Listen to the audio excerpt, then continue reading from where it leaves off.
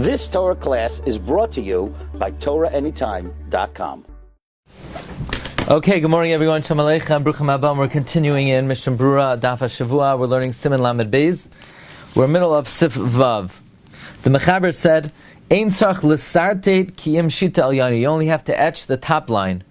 B'meini yodea liyashar hashita b'lo sertot. If you can't make the line straight without etching them, you sartet kashrua, so you need to etch all the lines. So it's not like Tefillin. Tefillin, you need to...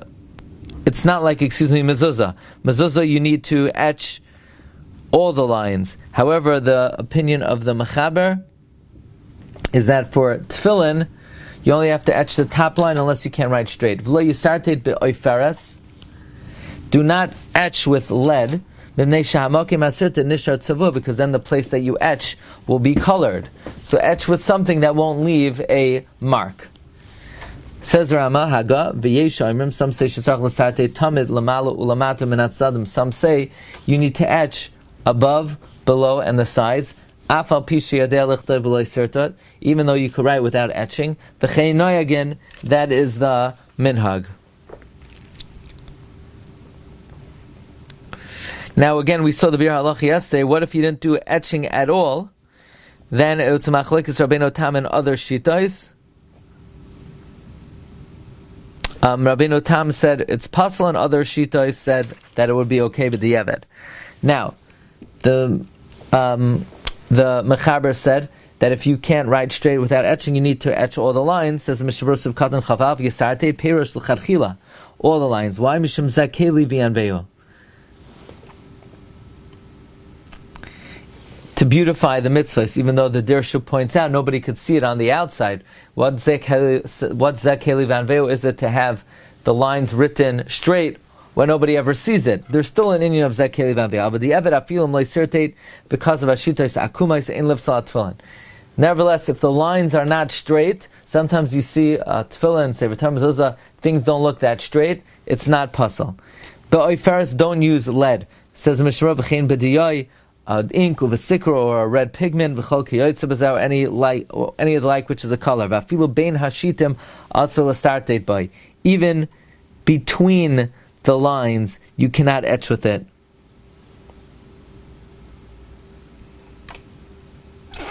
Even the Dirshu brings that, let's say you want to make some kind of signature for identification so that it's not stolen, or you want to make a hechsher on the hide somewhere.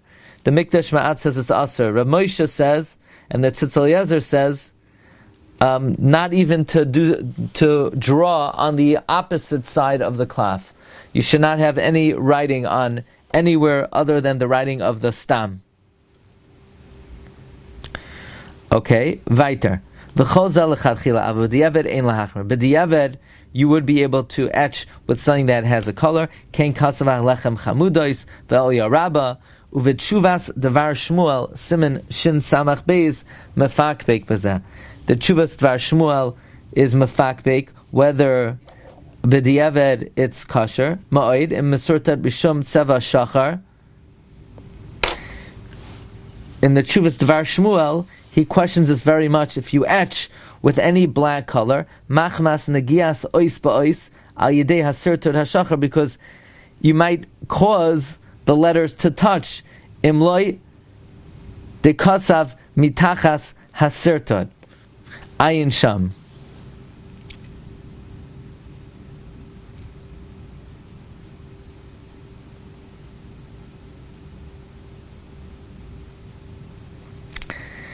It seems like the issue here is it might cause the letters to be touching. Now, what does that mean? Why would the letters be touching? The answer is, let's say you write the word Shema. So the Shin and the Mem, if they're both on the line, and the line has ink in it, so now they're connected through the ink of the line. So the issue of some poskim say, okay, but the Yevet, if there's ink or there's coloring in the line, it's not a problem. But the shaila of the Dvar Shmuel is that the ink in the line may cause the letters to be considered connected, unless you write under the etching. In other words, it's the etching of stam is different than regular etching when you write. Usually you have a line under the letter. The etching by stam, the line is above the letter. But if you're just using, let's say, the etching as a way to keep the writing straight, and you're writing below the etching, which has color, then even the Dvar Shmuel would agree, b'diavad, it would be kosher. Okay, you ready first? So let's read Seif6-7 today. I'm very prepared to read Seif6-7 because I was just in the tannery in Fez. So hopefully we'll have some clue what this means. Seif6-7, halach l'Moshe Sinai. It is halach l'Moshe Sinai, tefillin ala klaf. Tefillin has to be on klaf, v'loy al haduch sustais, v'loy al hagvil. It has to be on the parchment, and not on what is called duch sustais, and not on gvil. The Bir Halacha says, what is gvil? Gvil is hide that wasn't smoothed. V'loy husar mimen rak haser v'tikno sham.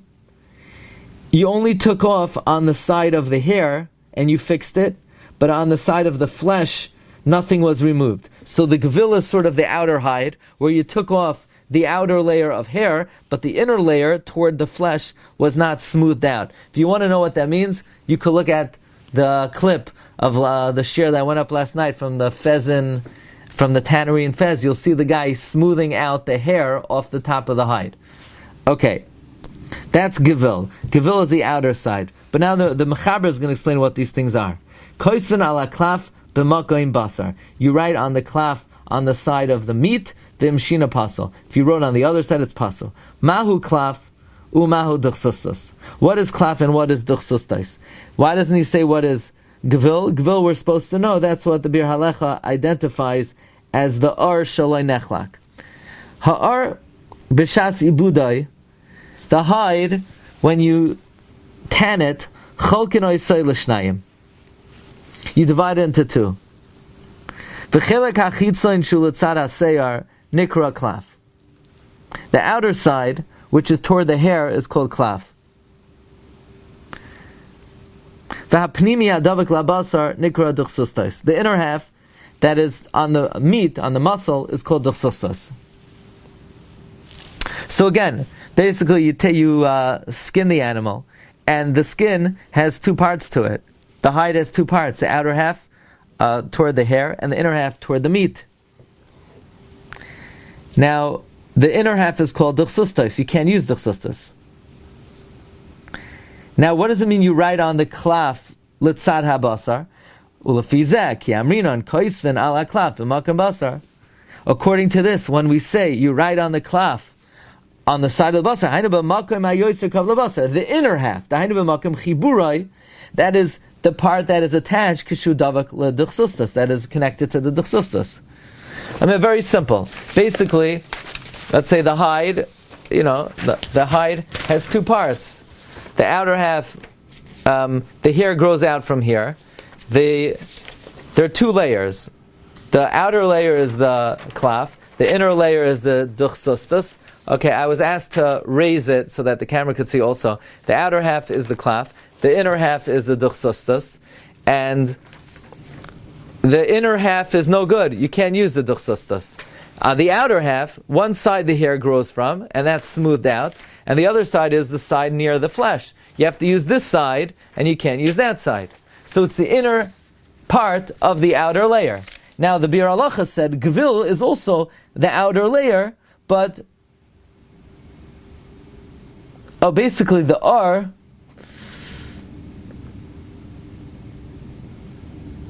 it sounds like gevil is not shaloi nech, not that it's not smooth, but gevil is the hide that wasn't split into two. It wasn't split into klaf and duchsustas. By the way, in the Dirshu, they give some further explanation. In note 36, he says there are three types of hide used for stam: gvil, klaf, and duchsustas. Hide that is completely tanned and not divided is called gvil. Okay, so nechlak does not mean smooth; it means divided. So if it's not split into half, it's called gvil. But if it's split into two, the outer half is called klaf, the inner half is called duchsustas. In Masechta Shabbos, Ayin Tes Amud Beis, we bring Halach L'Moshe Misinai. Tefillin are written on klaf, on the inner part, Keneged the basar. Mezuzah is written on duchsustus, on the outer half, opposite the hair. Sefer Torah is written on gvil, where the hair is. Yeah, that's very interesting. Okay, so now we know what these three things are. Gvil is completely worked hide that was not split into half. Sefer Torah is written on gvil, on the outer half. Tefillin is written on klaf, on the inner half. Mezuzah is written on duchsustus, on the outer half. Tefillin written on duchsustus, or on gvil, or on klaf v'makam ser is pasal. Now, very interesting, the Dirshu brings that nowadays we're not noyig to divide the R into two. We don't do this. You hear this? Nowadays we don't do this. But rather, we scrape the inner half mitzad basar very well until you basically scrape away all the duchsustos and you're left only with klaf. And then on the hair side, you scrape the outer shell in order to smooth it, and this is the klaf that's kosher for tefillin. And the Nishmas Adam writes, not to scrape a lot from the hair side, in order that you're left with the klipas ha'ar ha'alyona, which is the klaf. The Chassam Sofer says you don't have to worry about that, because as long as you peel away from the ar, the part that's nageh b'basar, that's nechshav klaf, even if you peel away from mitzad haseyar.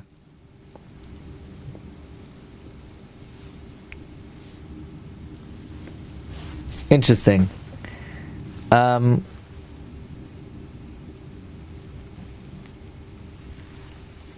Okay, let's finish the mechaber here.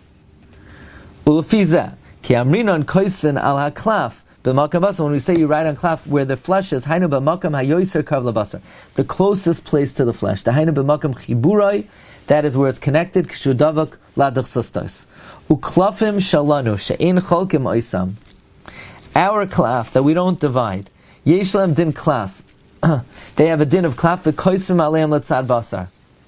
And you write on the side near the meat. But that's gevil. You haven't divided in half. The answer is shemasha megorin klipas hayana, by scraping away the top shell. Shebamakim ser enoy ela kedei mashetzach l'sakna lachlika. That's only smoothing it. Vafilim, meaning you can't write on that part. You have to write on the other part, samach lebasar, not on the outer part. Vafilim hayu cholkim ha'ar l'shnayim. Even if you would divide it into two, tzarach legarim mimenu kach, you'd have to scrape the outer part. Umitzad habasar, but from the side that's touching the flesh, goyrin harbe, you scrape a lot, she'ein nisha ela klap levad, that you scrape away all the duchsustos, but there's no, all you're left with is klaf. In other words, what the mechaber is saying is like this, that nowadays we basically use gevil. We don't split the hide into two. The only thing is we smooth out the outer part. However, the mechaber says you can't write on the outer part, because what you're removing on the outer part is just to remove the outer hairs.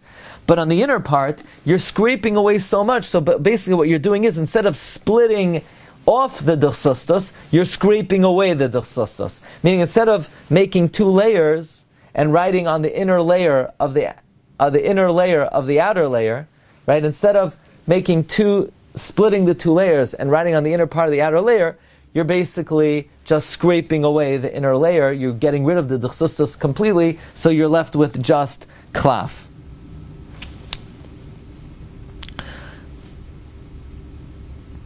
And it seems like it's a machlokes between the Nishmas Adam and the Chassam Sofer, how much of the outer layer, how much of the hair you're allowed to scrape, where the Nishmas Adam says not to scrape too much, and the Chassam Sofer says it's not really, it's not an issue if you scrape too much. Okay, let's see if we'll see perhaps some of the other beer halachas tomorrow. Thanks everybody for joining. Bracha v'hatzlacha. Kol tov. You've just experienced another Torah class brought to you by TorahAnytime.com.